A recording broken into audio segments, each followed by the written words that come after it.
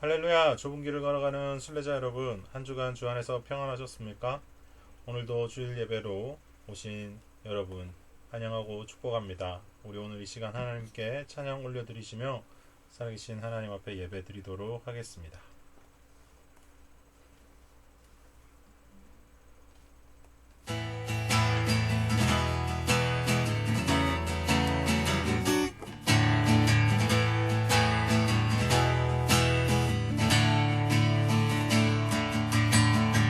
주님의 임재 앞에서 걷는 이 날개 아래서 그의 능하신 행동을 찬양해.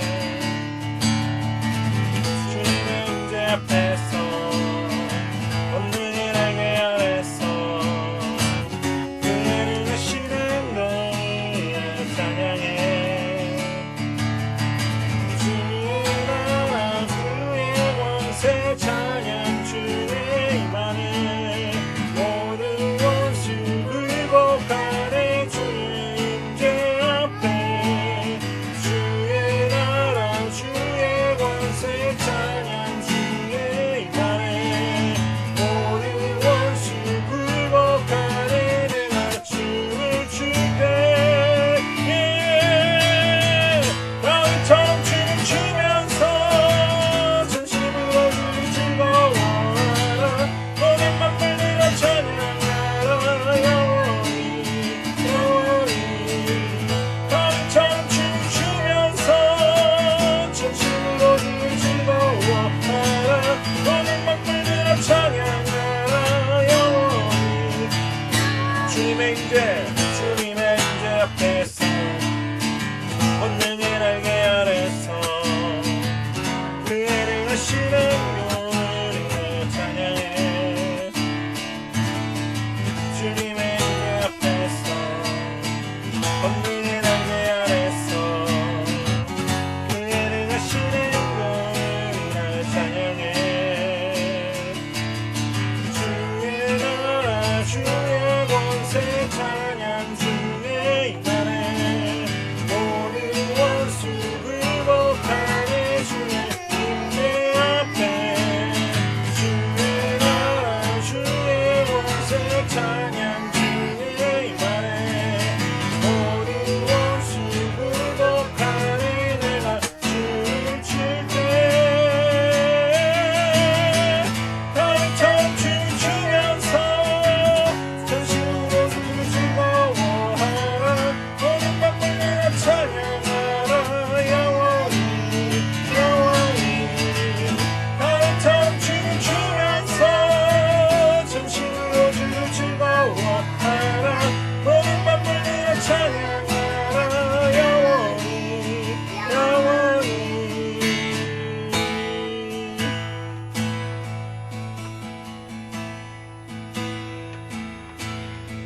전능하신 나의 주 하나님을 능치 못하신 일 전혀 없네. 우리의 모든 강구도 우리의 모든 생각도 우리의 모든 꿈과 모든 소망도 신실하신 나의 주 하나님은 우리의 모든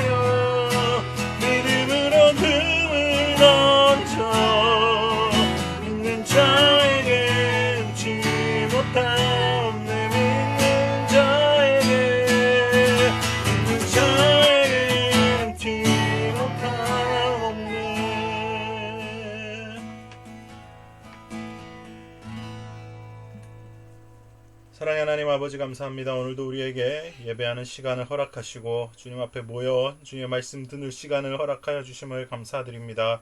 하나님, 오늘 우리가 찬양으로 고백한 만큼 주님 전능하신 하나님을 의지하며 모든 것이 가능하다는 마음으로 주의 말씀 듣고자 하오니, 오늘 우리에게 말씀하시는 하나님 말씀을 깨달아 하나님 말씀대로 살아갈 수 있는 힘과 지혜와 믿음과 용기를 허락하여 주시옵소서.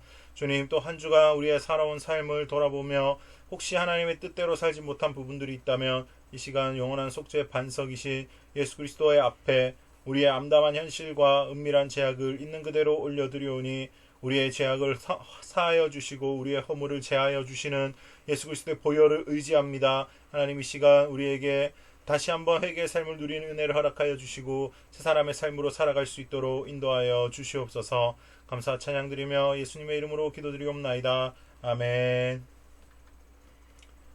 오늘 우리에게 주시는 하나님의 말씀은 마가복음 16장 9절부터 20절까지의 말씀입니다. 마가복음 16장 9절부터 20절까지의 말씀을 봉독해 드리도록 하겠습니다. 예수께서 안식 후 첫날 이른 아침에 살아나신 후 전에 7 귀신 쫓아내어 주신 막달라 마리아에게 먼저 보이시니, 마리아가 가서 예수와 함께 하던 사람들이 슬퍼하며 울고 있는 중에 이 일을 알림해 그들은 예수께서 살아나셨다는 것과 마리아에게 보이셨다는 것을 듣고도 믿지 아니하리라.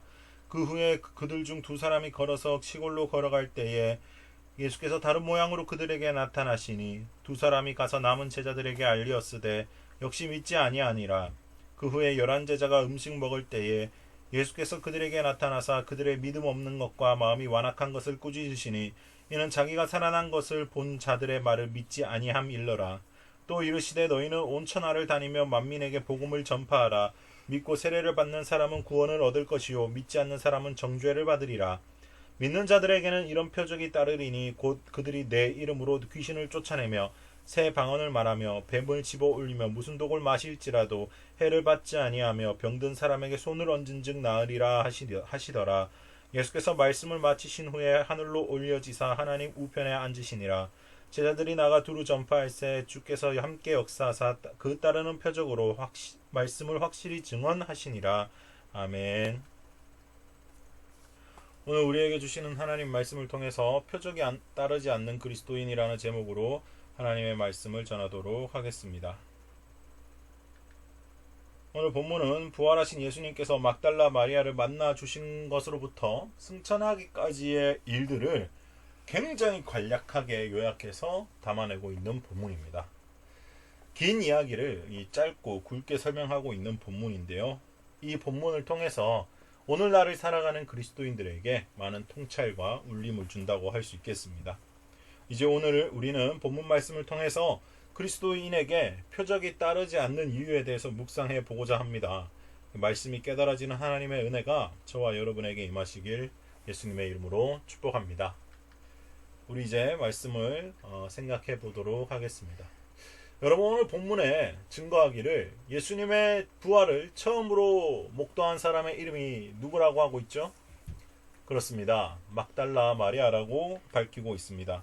예수님께서 막달라 마리아를 부활의 첫 증인으로 삼으신 이유가 있다라는 것이죠. 뭘까요? 막달라 마리아는 왜 예수님의 첫 번째 증인으로 선택됐을까요? 우리 잠깐 막달라 마리아의 과거에 대해서 생각해 보도록 하겠습니다. 일단 막달라 마리아의 신분이 어떻게 됩니까? 여자입니다. 여자. 지금 이 세상에는 여자가 오히려 더 대접받고 아주 최고입니다. 네, 여자분들을 존중합니다. 그런데 지금은 그렇지만 불과 몇백 년 전까지만 해도 투표권도 없었고요. 우리 여성분들이. 심지어 이때 예수님 당시에는 이 한 인간으로서의 지위를 인정받지 못했어요. 그리고 이 여자의 법적인 증언은 효력이 없었습니다. 법정에서 증언하려면 남자 2 이상의 증인이 필요했어요. 그것이 구약의 율법이었습니다. 그리고 이 막달라 마리아에게는 과거로부터 지탄받을 만한 과거가 있었다라는 거죠. 오늘 본문에도 밝히고 있다시피 7 귀신 들렸던 자입니다. 사람들이 그 사람은 귀신 들렸던 사람이야 라고 인식할 수 있는 사람이죠. 종합해보면 법적으로 증인의 신분을 가지지 못할 뿐더러 과거에 귀신 들렸던 자라는 그런 오명을 갖고 있는 사람인데, 이 사람을 예수님께서 부활의 첫 증인으로 삼으셨다라는 것이 오늘 저와 여러분에게 큰 의미가 다가오기를 소망합니다. 어떤 의미인가요?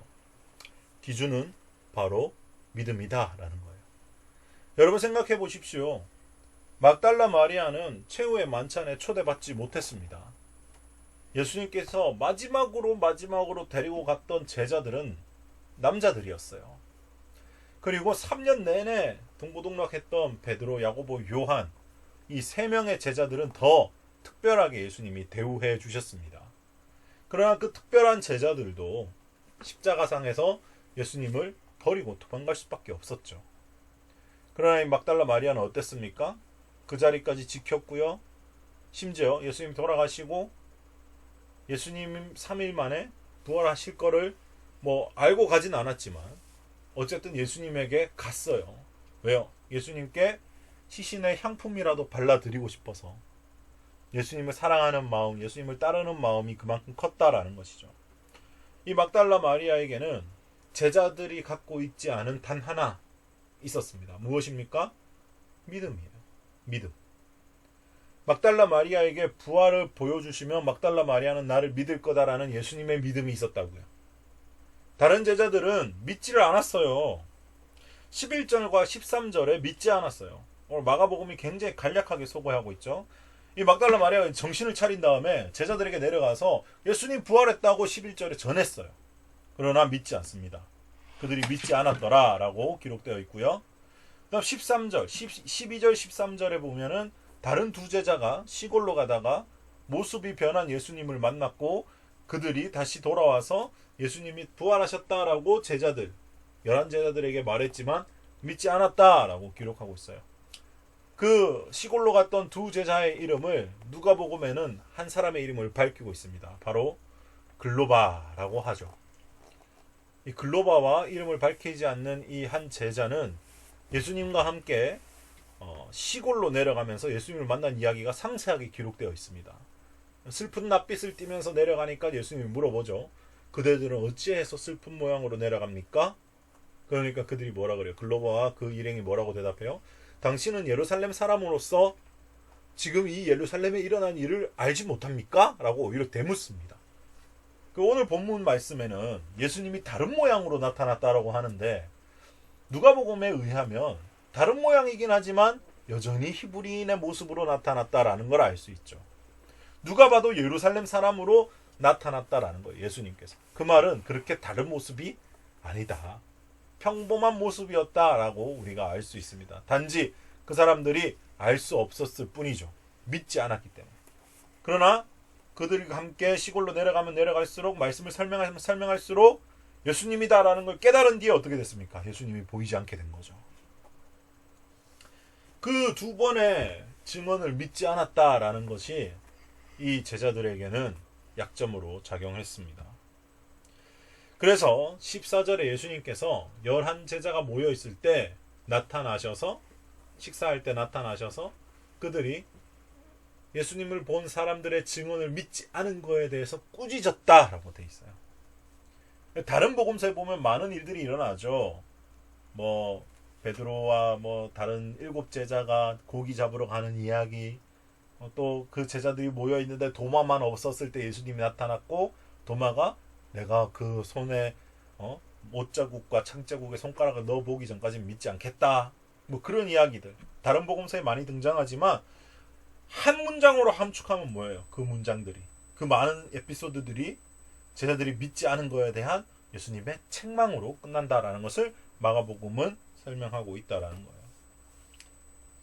아무리 예수님과 공생의 사역을 3년 동안 동고동락한다 할지라도 믿음이 없으면 부활을 누릴 수가 없다. 이게 결론이에요. 심지어 예수님께서는 3번이나 자신의 십자가 죽음과 다시 되살아나실 것에 대해서 갈릴리로 먼저 가 계신다라는 것까지 말씀해 주셨습니다. 그러나 제자들은 전혀 믿지 않았죠. 십자가 사건이 이루어졌음에도 불구하고 믿지 않았다라는 거예요.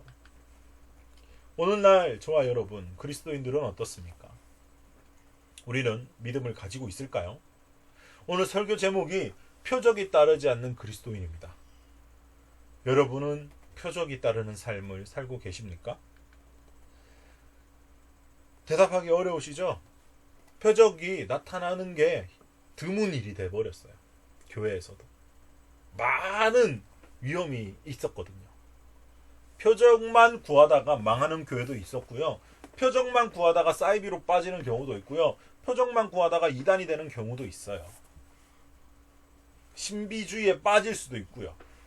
결론이 안 좋아요. 한국교회에서 표적은 더 이상 신성시되지 않는 존재가 돼버린 겁니다. 왜 그럴까요? 그러다 보니까 이제 믿지 않아요. 그러다 보니까 표적이 나타날 거다라는 믿음이 없어요. 그런 믿음 자체가. 표적은 이상한 거다. 표적은 신비주의다. 라고 생각합니다. 그래서 믿지 않기 때문에 표적이 일어나지 않아요. 오늘 예수님께서 말씀하시기로는 이렇게 말씀하셨어요. 믿는 자들에게는 이런 표적들이 따르리니 곧 그들이 내 이름으로 귀신을 쫓아내며 새 방언을 말하며, 뭐 뒤에 나오는 표적들도 있죠. 뱀을 집어 올리고 독을 마시고 방언을 하고 또 손을 얹고 기도한 즉 나으리라. 이런 일들이 사도행전에 다 기록됐어요. 실제로 바울이 뱀에도 물리고요. 손 얹고 기도하니까 낫고요. 귀신 쫓아내고요. 방언을 말하고요. 사도행전에 다 있었던 내용이에요. 근데 지금 이런 일들이 일어난다 그러면 믿지 않아요. 왜요? 믿음이 없으니까요. 믿지 않기 때문이에요. 성경을 믿지 않아요. 교회 다닌다고 하면서 믿음이 없어요. 믿음이 있는 자들을, 믿는 자들에게는 이런 표적이 따른다. 믿음은 이런 표적을 따라오게 한다. 믿음은 나타난다, 표적으로. 라고 할 수 있겠어요. 근데 이렇게 하니까 표적 나타나면 믿음 있는 거지. 이렇게 또 생각해가지고 막 넘어지고 이러니까 교회에 폐해가 많았다고요. 사탄이 그런 것들을 다 막아버렸죠. 그래서 기대하지 않게 만듭니다. 기대하지 않게 만들어요. 그러니까 믿지도 않을 뿐더러 그런 일이 나에게 일어날 거라고 믿지 않을 뿐더러 기대조차 하지 않는다. 기대조차 하지 않는데 하나님께서 어떻게 표적을 내릴 수 있겠어요? 그런 일들이 반복되다 보니까 이제는 어떤 상황까지 왔습니까? 잘 모릅니다. 어떻게 해야 표적이 일어나고 어떻게 해야 능력이 나타나는가? 믿음의 삶은 어떤 거고 파워 있는 그리스도인은 어떤 거고 능력이 나타나는 그리스도인은 어떤 삶인지. 그리스도인이라고 한다면 정말 사도행전에 나왔던 그런 말씀들처럼 살아가야 되는 거예요. 그게 그리스도인들이에요. 그런 사람들을 그리스도인이라고 불렀어요. 그런데 지금 교회 다니면 다 그리스도인이라고 부르죠. 이런 표적이 나타나지 않고 이런 표적을 기대하지도 않고 이런 표적을 생각하지도 않고 믿지도 않기 때문에 이런 거 하면 이단이다, 사이비다. 안타깝죠. 어떻게 해야 될까요? 부활을 누리십시오. 부활의 예수님을 누리는 삶으로 가야 됩니다.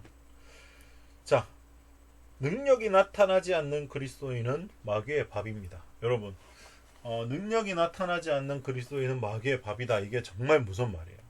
왜 그럴까요? 마귀는 어떤 사람들한테 덤빌까요? 안에 예수님 모시지 않는 그리스도인들이요. 안에 예수님이 살아 숨쉬고 있지 않는 교회 다니는 사람들이요. 그 사람들은 예수님의 밥이에요. 예수님 밥이 아니라 마귀의 밥이에요. 마귀의 밥. 왜요? 보호하심을 받지 못해요. 하나님의 권능 안에 있지 않아요. 그 사람을 통해서 하나님의 능력이 나타나고 성령의 임재가 풀어지고 기름 부으심이 쏟아지며 마귀가 올 수가 없어요. 그런데 그런 것들 전혀 관심도 없고 일어나지도 않고 기대하지도 않고 믿지도 않는다? 그러면 그 심령에 뭐가 있겠어요? 예수님이 살아 숨쉬겠어요? 그 심령에? 그 심령에 예수 그리스도가 살아 숨쉬는데 아무런 능력도 나타나지 않고 표적도 나타나지 않아요? 거짓말이죠. 예수 그리스도가 없기 때문에 나타나지 않는 겁니다. 자, 베드로전서 5장 8절 말씀에 이렇게 말씀하고 계세요. 근신하라 깨어라 너희 대적 마귀가 우는 사자와 같이 두루다니며 삼킬 자를 찾나니. 마귀는요 배고픈 사자처럼 먹이 될 만한, 잡아먹을 만한 그리스도인들을 찾아 나섭니다. 정말 조심하셔야 돼요. 내 삶에 어떠한 하나님의 권능도 나타나지 않는다? 믿음을 점검해 봐야 돼요. 믿음은 뭡니까? 하나님을 바라보는 거예요. 하나님을 바라보는 거. 내게서 나오는 게 아니에요. 믿는 자들에게 따르는 표적, 그게 나의 능력이 아닙니다. 나의 어떠한 특별함이 아닙니다. 하나님을 바라볼 때, 하나님께서 필요하다고 생각하실 때, 그때 주시는 게 표적이에요. 하나님을 바라보고 하나님이 허락하실 때 나타나는 게 표적이라고. 하나님에게 나오는 것이고요. 이미 우리에게 주셨어요. 우리가 사용하길 거부할 뿐이죠. 지금도 정말 치열한 중동이나 아랍이나 이런 데 선교하시는 사역자들을 보면요. 능력이 나타나요. 지금도요. 기름 부으심이 막 임해가지고 3,000명, 4,000명씩 아랍권에서 돌아오는 역사가 있어요. 앉은 자가 일어나고요. 죽은 자도 살리는 사람들이 있어요. 정말 놀라운 성령의 기름 부으심은 그때나 지금이나 동일하십니다. 우리에게는 왜 나타나지 않습니까? 믿지 않기 때문이에요. 제 이야기가 아니라 성경이 말하는 겁니다. 믿는 자들에게는 이런 표적이 따른다고 했어요. 믿지 않기 때문에 표적이 따르지 않는 거예요. 믿음은 하나님을 바라보는 것입니다. 나를 바라보지 않는 것입니다. 나의 어떤 특별함과 나의 경건함, 나의 의 바라보지 않는 거예요. 나이가 기도 얼마나 했나 이거 바라보지 않는 거예요. 하나님 바라보는 겁니다. 하나님이 원하시면 하십시오. 제가 다 내어드립니다. 하나님 뜻대로 제 삶을 사용하십시오. 실제로 거기에 순종하겠습니다. 할 때 표적이 따르는 겁니다. 100% 순종할 때. 그래서 좁은 길을 걷는 순례자 여러분, 당부드립니다.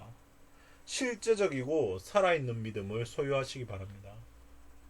내 마음에 성령 하나님께서 통치하지 못하시는 부분이 있습니까?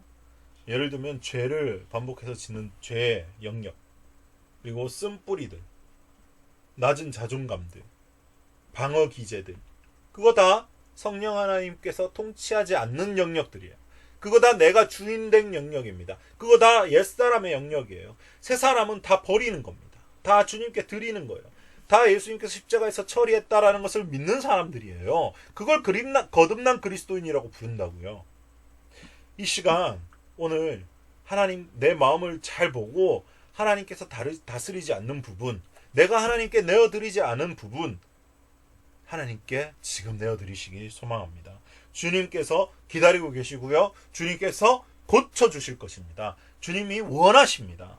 내 삶의 모든 영역에 성령 하나님께서 임재하셔서 온전히 다스려 주십시오 할 때, 그때서야 성령의 능력이 나타나는 것이지, 내 안에 죄가 있고 내 안에 하나님이 다스리지 않는 영역이 있다, 마귀가 들어오는 거예요. 틈을 타고 들어오는 겁니다. 생각과 감정을 통해 마귀가 들어오는 거예요. 그럼 예수 그리스도의 능력이 나타날래야 나타날 수가 없다라는 거예요. 많은 교회 다니는 사람들이 능력 없이 교회 다닙니다. 그냥 예배만 드리고 끝납니다. 아무런 능력도 행하지 못해요. 특별한 사람이 하는 걸로 착각합니다. 아니요.